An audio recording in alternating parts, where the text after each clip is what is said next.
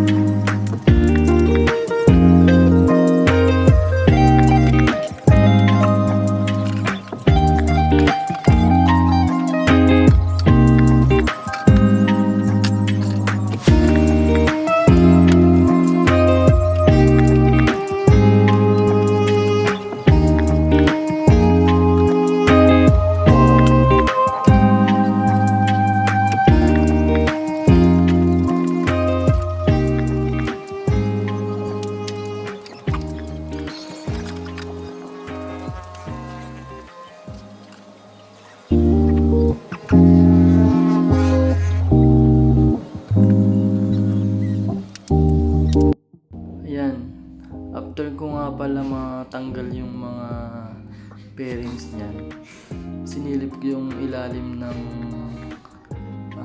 compartment. Nandun pala nakalagay yung mga kailangan nating makita, lalo na yung hinahanap kong flasher. Yan, flasher relay.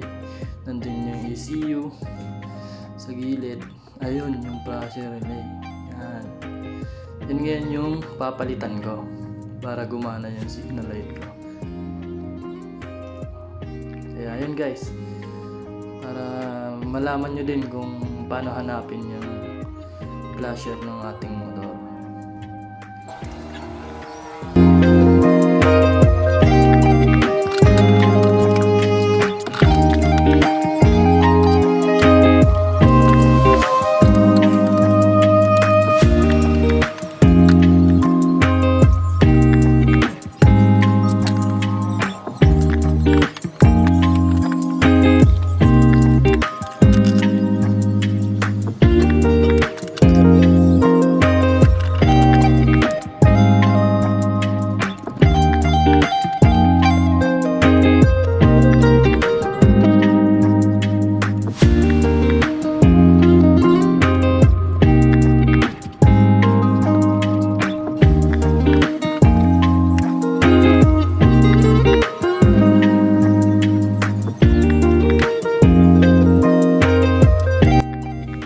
Guys, yung nabili kong relay sa motor shop sa halagang 75 pesos, okay naman siya. sana maging okay to.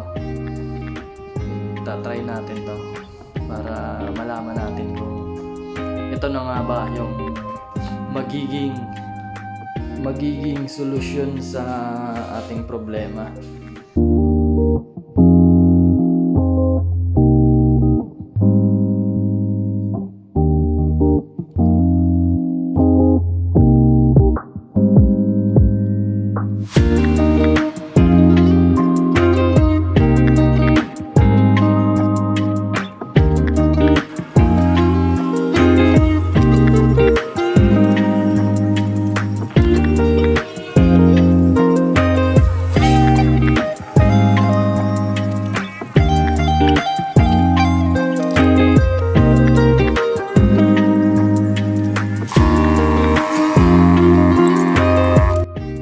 Ayun, tatry na natin. Nabot na ako ng gabi sa pagbabalik ng mga pairings nito at ng top box.